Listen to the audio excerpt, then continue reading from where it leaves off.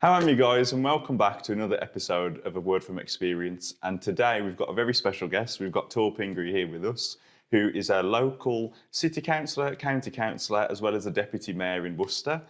And Tor, how are you? Yeah, I'm good. Good, good, perfect. For people who don't know who you are and aren't familiar with you, could you just tell us a bit about yourself and what sort of got you into politics? Yeah, sure. So I'm Tor, and as you've already said, I'm a city councillor, county councillor, deputy mayor of Worcester. I also do a lot with Worcester Young Greens because my party is the Green Party. What got me into politics is a great question. I have not always been super political, but in about 2019, maybe 2018, I started getting involved with Extinction Rebellion. And through them, I met the Green Party and I started helping them with various campaigns. And eventually it led to me being elected to the city council and then elected also to the county council and so on and so forth. So you've been riding the wave a little bit. Yeah, a little bit. I mean, I'd like to think I'm at least steering the boat.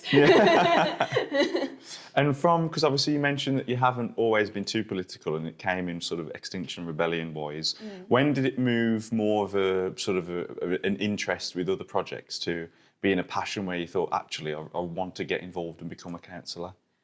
I think in a weird way, I was political when I was younger, but I didn't realise I was political.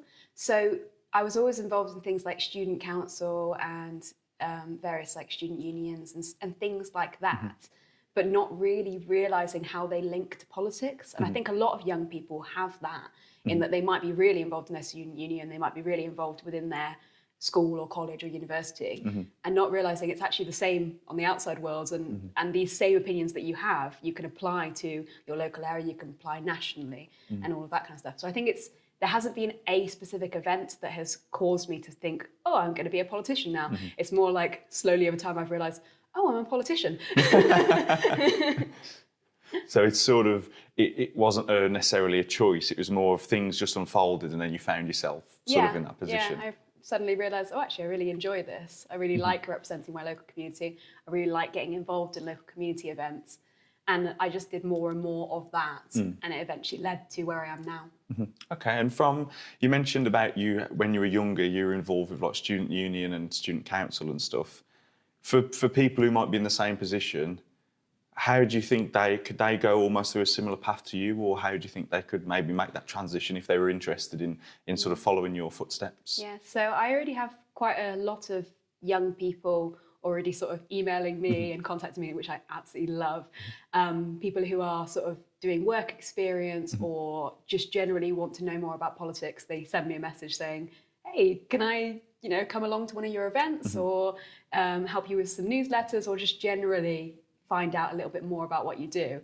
I absolutely love that, and I'm more than happy to answer any questions, because I think young people tend to message me more because I'm quite young and I'm on the council, so they kind of see it's easier to see a target for yourself if there's someone like you who's doing it. Yeah, absolutely. And do you find that you mentioned that being slightly younger on the council, there's perhaps a bit more inspiration people can aspire to be because they almost see that similarity? Do you feel that is an advantage to you in the world that you're in at the moment? I would hope that people would be inspired by me. I'm not sure.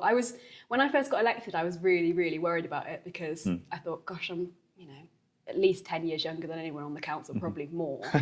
And then I showed up to my first council meeting on the first day, and I sat down in this room full of people at this council meeting, and someone put their hand up, one of the other councillors, and asked a question that was answered on page 3 of the document that we'd been given. And I thought, wow, he didn't even make it to page 3. I've read the whole thing. So I suddenly felt a lot less nervous about it. And I thought, okay, it's actually not that bad. I've been in meetings like this before. I think you can just keep applying that further and further. Yeah, absolutely. And sort of those past experiences. And I guess sometimes when you see people in those positions of authority, there's almost that, oh God, they must have done something to get there or have these credentials, but it's actually something that if you work hard enough, you can sort of get towards. Yeah. You mentioned that you don't have particularly sort of key moments that have pinpointed in your sort of political journey. But it'd be interesting from when you went from sort of Extinction Rebellion into that sort of first campaign of becoming a politician, I guess. How did you sort of feel and how did you navigate that sort of doing it for the first time?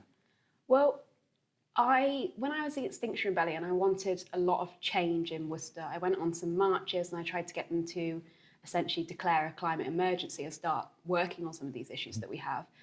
And I did more and more of that and went on these marches and asked these people in power, please, will you do something about this? And essentially, a lot of them were like, no, we're not going to do that. So I thought, well, I'm going to have to do something about it then. So it was, again, it wasn't like a specific event. It was more like a gradual change where I thought, I could actually do this myself. And I think I should just get going with it. No, absolutely. And it's really inspirational of seeing that difference that you want to make in the world and going, actually, no one else is going to do this here. I'm going to have to, to do it myself. Yeah, absolutely. Yeah. And so when you had made that transition and you started sort of advertising, going out to sort of knocking on doors, trying to get your sort of political word out there and your name, I guess, known to people, did you find it being particularly difficult? Were people a bit standoffish because you were new, or how did you find that? I don't think people were standoffish to me because of any of my political opinions or political views, weirdly. But change is scary for anyone. And I was campaigning in an area that had been under the Conservatives for a really, really long time. They'd had the same Conservative council, I think, since the year 2000, but somewhere around then. So the idea of getting people to think, oh, actually, I don't want this same councillor over and over and over, and I want to try something different, is really difficult. Like, I'd have lots of people talking to me on the doorstep, agreeing with the changes I want to make to Worcester, like improving our public transport and improving our access to healthcare and improving our local sense of community. And they say, oh yeah, all of these things sound great. And I'd say, oh, brilliant, will you vote for the Green Party then? And they'd say, no, I'm going to vote Conservative. And I'd say, why? And they'd say, because I always have and I probably will forever. But I think with enough persistence, and it is just persistence, that people will eventually say, okay, we'll give it a go. And then once you are elected and you start making that change, then people think, okay, actually, I'll carry on voting for her. She seems fine. Yeah, and you sort of prove that you sort of stuck to your word and what you were capable of doing. It's really interesting there you mentioned that people were sort of agreeing with you, and then sort of whether it's out of fear or like that reluctance of change, going, oh, well, we're just going to stick with what we know. When you were sort of approaching that period of time where obviously it was coming up towards the elections, and then you were sort of, when they were going to do the voting, did you have a sense of like, you feel like you might have won this, or did it just seem like actually you're just going to hit and hope and see what happens? Well, the first time I stood for election, I came second. So I knew it was a lot more likely the second time around. But I never knew I definitely had it. You stand there on the election day at the polling station and you get lots of people smiling at you and saying, oh, good luck. But you only see the people that go to that polling station, you only see them at a certain time of day. So it's really hard to tell. It's not until the actual night itself when you start seeing the votes coming in that you're like, oh, okay, actually my pile of votes is a bit higher than the other person's pile of votes. So it wasn't like it was a complete surprise. I was definitely prepared to do the role, but it was very exciting news. No, absolutely. And I can imagine once it's sort of announced, and there's probably that sense of relief as well as excitement. And obviously you're sort of the face, being a councillor, city councillor and county councillor. In terms of, I'm sure it would have taken a whole team to sort of get you in that position. Who has been your sort of biggest help and support getting you on this journey? Gosh, there's been so many people. I don't even know where to start, because it's years and years. I mean, we started campaigning in St Clement in 2019, and I wasn't up for election then, it was someone else. And there was a whole team of people around us then. There's been a whole team of people who've been there right from the start or joined us recently. There's so many names. It would be the entire episode of this podcast if I said everyone. But there's, all of the councillors in Worcester are absolutely fantastic. They work really hard, and they work really hard on all the political campaigns. I've also had help from people outside of Worcester who've come from, someone came the other day to one of our action days from somewhere near London. And I think, gosh, you've come really far. But it's because Worcester's really exciting. We've got such a huge green movement here in Worcester. For the last, I think, 3 local elections, we've won the popular vote, which means across the whole of Worcester, we've got more votes than any of the other parties. Wow. And people are seeing that and they think, let's come here to Worcester. I want to come and help out, which is brilliant. We've had people like Zach Polanski coming and visiting us in Worcester. He's helped actually with my campaign, knocking on people's doors. We've had Ellie Chowns coming and visiting, and gosh, some other amazing people that I'm sure if I thought about it more, I'd be able to name drop, but I can't right now. No, that's okay. It's almost like that ever-ending list, isn't it? Because Yeah. even just the smallest differences, whether it's a big or a little change, they all obviously contribute to the cause, don't they? And in terms of, though, obviously, support-wise, it's often a team, a movement that helps these sort of things. In terms of challenges, whether it's yourself or within the team or the team itself versus the challenge, is there any moments you can pinpoint that you thought, actually, I'm really quite, whether it's struggling or a challenge, or perhaps I need to dig in deep here and get through it? Well, there's only one time that I thought to myself, oh, I've really not prepared for this situation, which was actually, I think, quite early in campaigning. It was sometime in January, and I can't remember which year, but it was a January where it was snowing. So I hope that helps pin it down. And I had all of these New Year's cards to give out to people over in St. Clement. And I stood there, it was really snowing at this point, delivering these New Year's cards. And I had some for Andrew Close and I had some for Lodge Close. And I'd gotten all the way to either one of the closes, or let's say Andrew Close, gotten all the way to the end of Andrew Close. And I was holding this card and I thought, this number doesn't exist on Andrew Close. And I'd realised I'd delivered all of the Lodge Close to Andrew Close. And that's probably been, that was, a pretty hard time. But, most of the time, it's quite easy and quite simple. People come and help us. Delivering literature is definitely the thing that we need the most people to help with. And it's something we've been working on recently, is trying to get, because people love to have the community newsletters, people love to hear from us, and we're quite different to the other parties because we actually keep in touch with people. We try and get them out 4 times a year at least. So it takes a huge amount of work, and I'm really thankful to everyone who delivers them, because it is time out of your day, but it's got purpose, I guess. Yeah. It means something, and it's important to the area. No, absolutely. And it's almost the logistical challenges of organising those things that can be a problem. And it seems like, Tor, obviously from knowing you, the conversations we've had, you take things quite into your stride, or it seems like you take things into your stride quite well, although perhaps internally you may feel differently. For people that, I guess a lot of young people, obviously you mentioned that you were perhaps a little bit more political than you first thought when you were younger. Very similar to myself, we've always had good conversations about politics, of having an interest about what impact you can make in your local area. I guess now a lot of young people particularly don't feel very connected to politics, or feel very disconnected. How do you pose, or why do you think that is, and how do you pose we can sort of change that? I think there's a real lack in political education at school. So unless you actually take politics, you don't really learn anything about politics at all. Most teachers aren't very political. I'm not very political when I teach, because it's not really relevant to the course I'm teaching. But it doesn't mean that there isn't a place for politics and a place to talk about it. And I think we've definitely been lacking in that for quite a few years now. The other thing that I think is kind of lacking is because we've had the same politicians for a really long time, or at least we did before the most recent government. People don't think that they can actually make change in their local community. And I think that can be quite hard for people to think, oh, actually, I can be involved in this, I can make change, I can make change locally. I think people aren't quite there yet, but we are seeing a lot of political movement recently. And I think that's really good and inspiring. Yeah, absolutely. And very similar thought processes there of, when, like you say, when we've had those people in for such a long period of time, people just think that, Westminster's a separate world, the council's a separate world. The changes don't impact people directly, but they do. We just don't. It's not as obvious, is it? Sometimes there's indirect changes where one thing can lead to another, and suddenly people are paying more tax than they've ever paid, and that's a knock-on effect of a decision that ultimately we have some sort of say in, give or take the nuances of it. I think for quite a long time, we've had politicians who don't really listen to the people they're representing. They don't actually want to know people's opinions on things. They don't want them to influence the decisions they're making. They want to make them almost entirely independently.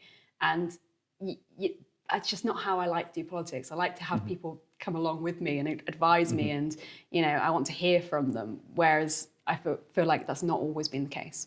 Absolutely, and making it more of a collaborative effort with the people and the community that you serve in, rather than making decisions for people. It's about making decisions with people, because ultimately they will be feeling the impact of it themselves, and that their voices individually may be quite small, but as a collective can make a bit of a change. Yeah. With I guess it can be any age, can't it? Whether it's younger people or older people. What sort of simple things from your perspective of someone who's sort of been on the periphery of this world and then has sort of come into it, what simple things can people do to start, whether it's engaging more in politics or with the community? What do you think they could do? I think it starts with your local community. I find that people can often get very unengaged with politics. They can get very absent from it because they're always looking at things on social media. They're looking at things that happen nationally. They're looking at things that happen internationally.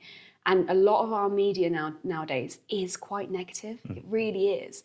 And you watch it, you think, gosh, it's all awful, isn't it, out there? And actually, it's not. If you actually get involved in your local community events, you go and see people near you, you look after each other, I found it can be really, really positive and really lovely. When I look on Instagram and I see, all the terrible news out there in the world, I think, oh, actually, I don't know if I want to be involved in this. But I think starting small is definitely the best place to start. Find your local community, find something that matters to you, and slowly but surely you'll realise that actually politics is involved in basically everything. Everything you do. If it's going down to the pub on a Tuesday to have a pint, you're paying tax on that pint. Someone out there has decided how much tax you're going to pay on that pint. Everything is political. Yeah, and it's sometimes people seeing that, and then when they see that, they think, oh, actually, we can have a bit of a contribution. You mentioned about sort of getting involved with your community. What sort of, would that be reaching out to your local councillor, whether it be city or county? Would it be going to your sort of local community hub? What sort of actionable steps? It could be any of those. It could be getting involved in the local version of the party that you support. Fingers crossed, Green Party. It could be going and joining, I don't know, if you're religious, going to your local church. It could be, there's lots of things like litter picks and community wilding events and things that get you out in nature. There's so much out there, especially in Worcester, to get involved in that anything that you're interested in, there's going to be a group somewhere meeting and doing that probably. Absolutely. And if there's not, then you could start one. That's the one of the good things, I guess, about living in the UK and living in the West Midlands, whatever, that if there isn't a group there available, there's the powers that you can sort of set those things up. And whether it's sort of local Facebook groups and different things that just by simply searching them, joining them, whether it's like the postcode groups that everybody seems to be in now, or going to the local libraries will have every single piece of information there. It's just people understanding that often the help and the support and guidance is there. We just have to be proactive and chase it. Yeah. And I guess the few things we're doing from a health value perspective is very like healthcare sort of related in terms of physio and health education and promotion. And I do have quite a personal interest in politics. That's why we sort of got you on, and we've had involvement with Tom Collins and very much trying to be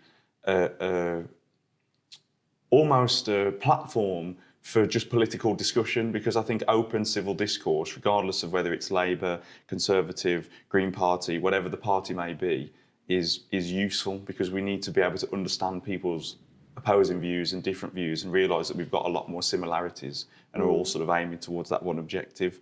From your perspective, in terms of healthcare-wise, what are your sort of, whether it be agendas as a city councillor, county councillor, or maybe a wider party thing, what are your sort of views on the current healthcare space?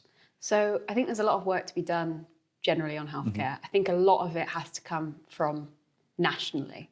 So I'm thinking even some of the more simple things in a way, but things that would involve a lot of money.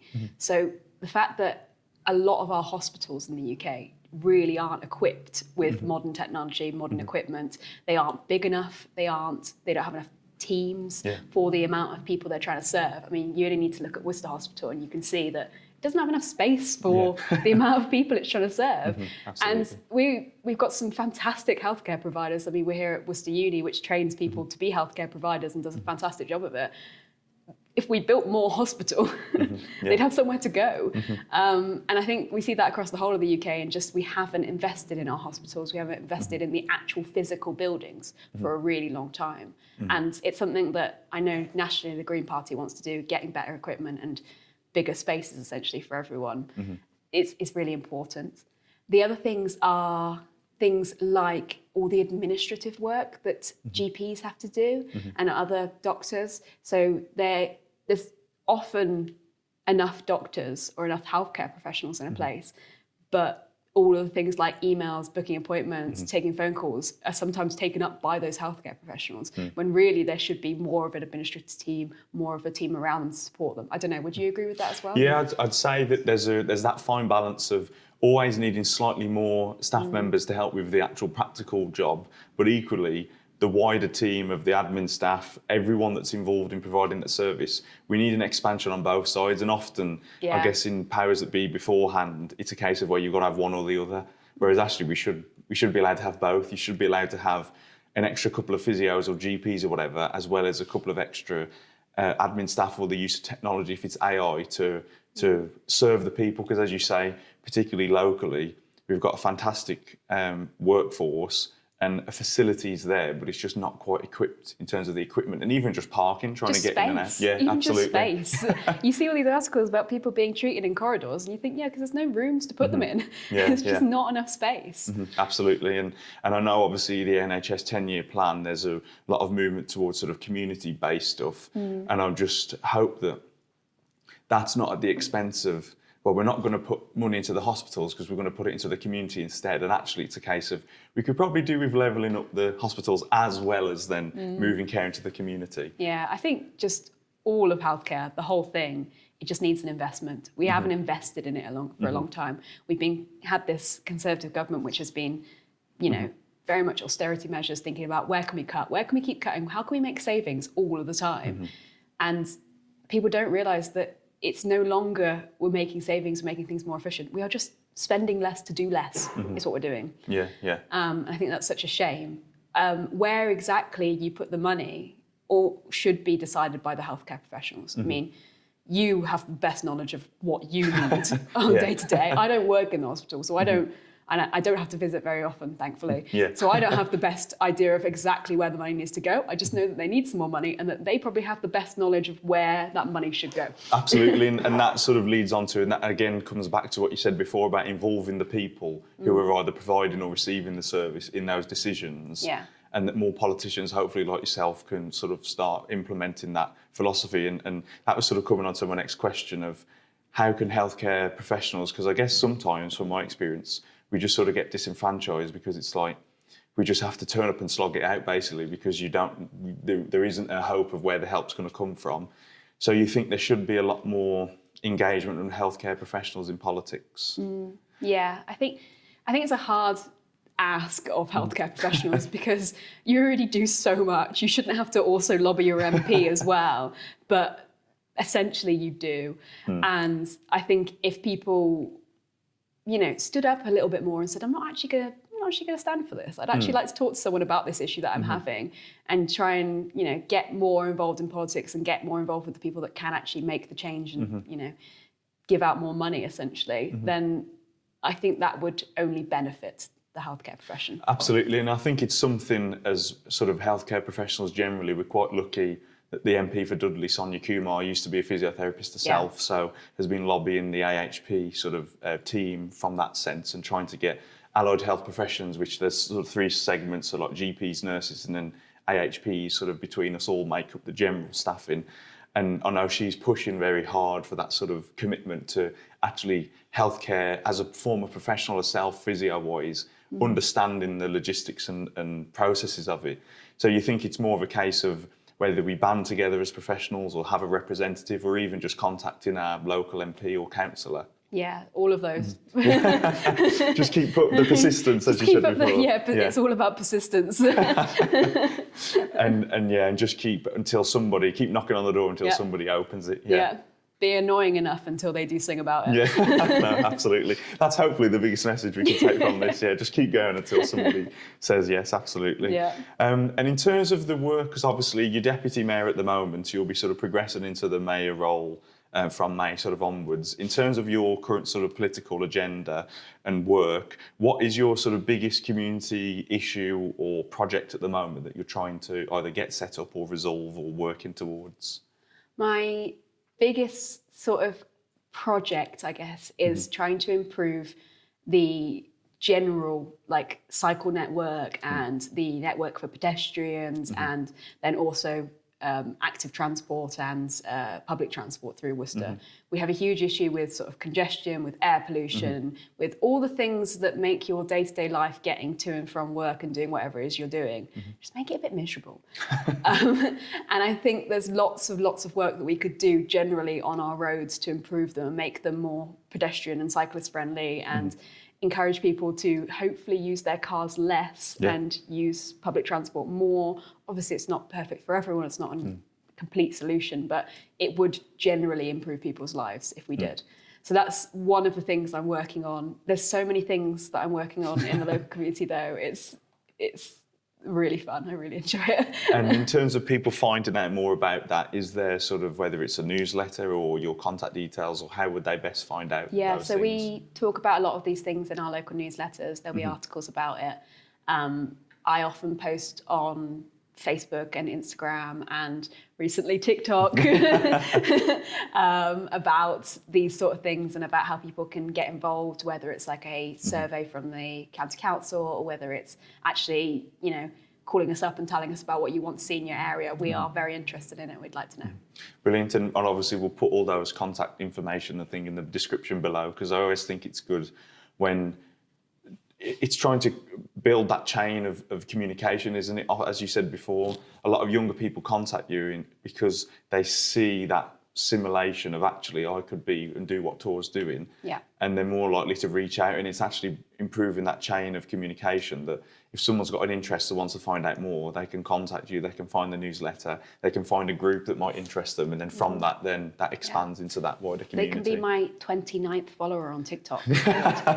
Yeah, and I'm sure those things will grow over time, and I guess that's the big thing politically at the moment. In American politics, they seem to do quite a lot about having the individuals having their own sort of social media accounts and different things. And in the UK, there's obviously a few standout examples that we won't name today that have got a relatively big following on these platforms. But then it seems to be quite a new trend that to try and improve, I guess, voting chances is obviously the main one from a political perspective, but then also trying to show people that we are human, regardless of if you're the MP or wherever you work, and that everybody's hopefully got the same path of that community sort of togetherness. So now you're sort of on the inside tour and you're county councillor, city councillor, deputy mayor. Is there anything that now you sort of got the peek behind the curtain that has surprised you, that's interested you, that you didn't realise was a thing in terms of the political system? There's a couple of things that have surprised me. One of them is actually how simple it is in a way, in that if you just show up, you read the papers, you ask sensible questions, you try and make the right decisions about things, it's actually easier than you think. And sometimes I'm doing my job and I'm like, I can't believe they're actually letting me do this. This is great. I love reading about, local air quality reports, or how we should design our roads, and, how we should improve play for young people, all that kind of stuff. I love reading about it. I love reading all the studies. So the fact that I get to make decisions about this is amazing. And do you think that's one of the things you enjoy the most? You mentioned about sort of the reading of the papers, being able to make those decisions and involve the community in those decisions. Is that one of the things you enjoy the most? Yeah, absolutely. I just love hearing from people. I love when people email me about a problem that they're having, and then I can resolve it, and then they email me back saying, hey, it's fixed, it's great. And I love that. It's so much fun. Good, and I guess that passion, I guess, is what people will hopefully see, because often there's that disconnect of people not feeling attached to politicians and politics, but by seeing that you, and I'm sure there's many others like you, that genuinely enjoy the role, that will only help, I'm sure, in terms of engagement. Yeah, I think we've had a bad run of politicians that really only show up at elections time. They show up a few weeks before, they come and knock on your door and say, vote for me, but without any reason why. And then you don't see them again after you voted for them. So I think the Green Party are really different, because we are trying to make that change, trying to be more involved in the community, get people's advice and listen to people. Absolutely, which is what often, just like in healthcare, people want to be heard.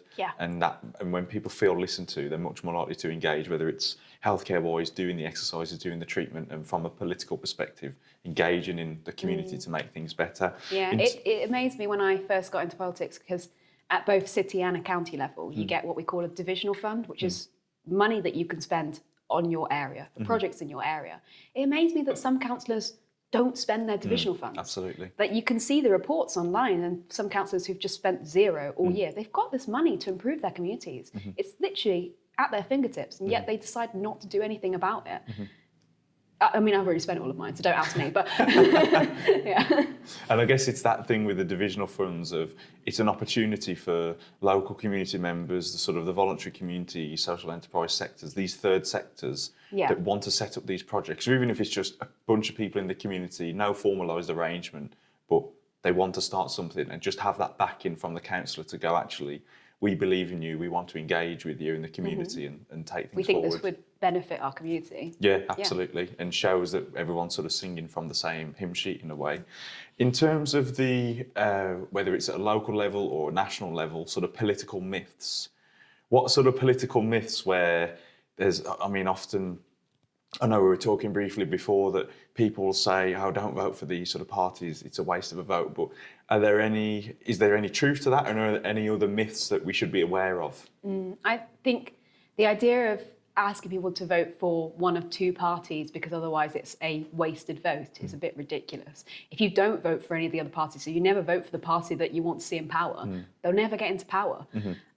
Especially at a local level when it is, it's quite small numbers of people voting. Your vote really does matter. And even at a national level, your vote matters. Even if your vote doesn't necessarily mean that you get an MP of the party that you want. There's this thing called short money that they have in national government. So for each of the general elections, they work out how many people across the UK have voted for a particular party. And then they assign a certain amount of money based on the number of votes. So, I don't know, let's say it's a couple of pence per person that's voted for that party. But that money goes towards, we've got 4 Green MPs now in the UK. And it goes towards their team of staff. So people who help them, prepare for interviews or make political decisions for them, all of their staff, they get that short money. And it's assigned based on the number of votes that you got in the election. So your vote absolutely matters locally and nationally. And that's something I wasn't aware of until you mentioned it. And I think that understanding that helps people go, actually, if I do want to vote for Green or for Labour, whoever they want to, Conservative Reform, whoever they want to vote for, that you don't just have to pick from two, that your vote, even to the smallest of parties, still makes a hell of a difference on that national perspective. Absolutely. And with I guess that's our current sort of political system, from, again, now you're sort of on the inside and peeking behind the curtain, what things do you notice about our system that could particularly change, or do you think there's, I know we were talking before about different formats of voting and different things. Is there anything you think that could change to make our system fairer or better? Yeah, so one of the things we're pushing for in the Green Party, and it's not just us pushing for it, other parties are as well, is proportional representation. So at the moment we've got a political system called first past the post, which means you are just looking at your area. So you count up the votes in your area, and whoever gets the most votes is your MP for your area. But what proportional representation would do, and there's lots of different systems for it, but essentially it looks at all of the votes across the UK and looks at what percentage of people voted for each party, and then it assigns MPs based on that percentage. Right, okay. If we had that, I feel like a lot more people would feel like their vote actually matters and they are making a difference, even if it's not their local MP that was their party. They'd know that there is someone out there representing them. Because often it doesn't matter. When you're looking at something nationally, I mean, I contact our Green MPs often. They're not here in Worcester. They will be eventually, but they're not here in Worcester. Our closest one is North Herefordshire.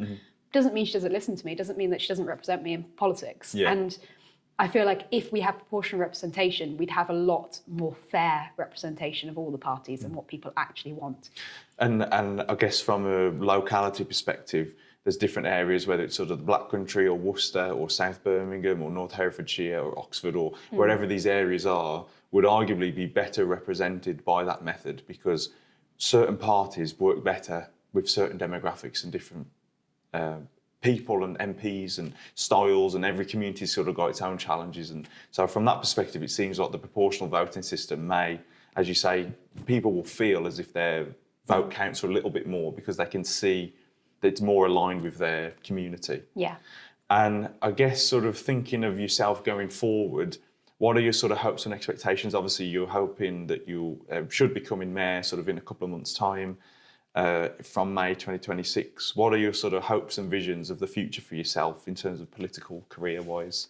I'm really enjoying what I'm doing at the moment. I'm going to carry on doing that for as long as possible and get better at it, essentially. In terms of longer term plans, we're hoping to get a Green MP here in Worcester at the next general election, and we really could do it. There's a lot of hope here. At the last general election, we got something like 10.4% of the vote. Right. So it's enough to say we are a real political power here in Worcester. I was the parliamentary candidate at the last election, so I'm hoping that I could be the parliamentary candidate again, because I'd love to be an MP. It would be fantastic. But even if it's not me that's chosen, I'd love to see a Green MP in Worcester. That's something we're working towards. And that's sort of that bigger term aim of growing sort of the party and developing those skills, I guess, to run for a member of parliament, which would be a fantastic sort of story arc to where you first started to get in that position. So that would be really cool to see. And I guess from looking back perhaps at previous years of your life when you first started in politics, maybe a bit younger, is there anything particularly you'd want to say to yourself or do things differently? Not necessarily a regret thing, but maybe more of advice.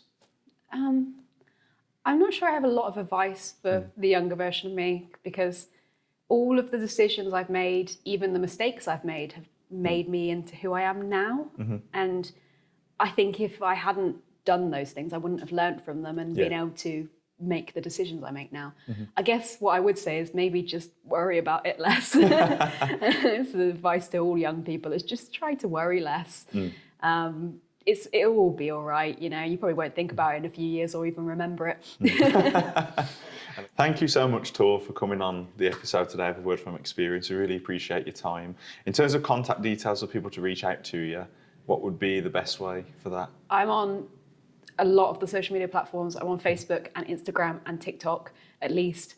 I think my username is just Tor Green Party, but if you just type in Tor and the Green Party, I'm the only one. So brilliant, perfect. And obviously people can reach out to you with any questions, any queries about the local community, getting involved with politics.